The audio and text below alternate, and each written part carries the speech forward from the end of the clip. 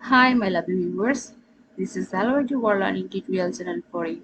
Today in this tutorial I am going to show you how to set and insert blank page in Microsoft Word in Windows 11. So we can take the blank page. So here before that we have to open and get some Microsoft Word file, otherwise how can we check this thing? So here I already opened it before, so here lots of things has been embedded in the system. So go to the insert option, then click the blank page. See if you want to take this. So before I have taken see two page 1 of 2.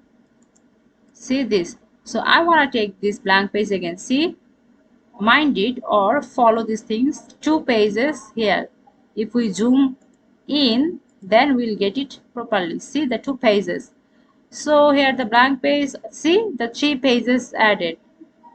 If we decrease, see, and again we take blank page, see the 4 blank page has been here.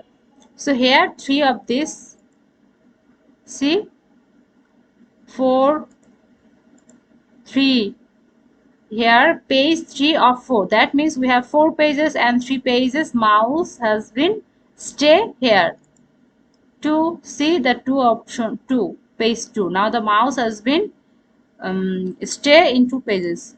If when you press one mouse, see the mouse printing or writing something. What?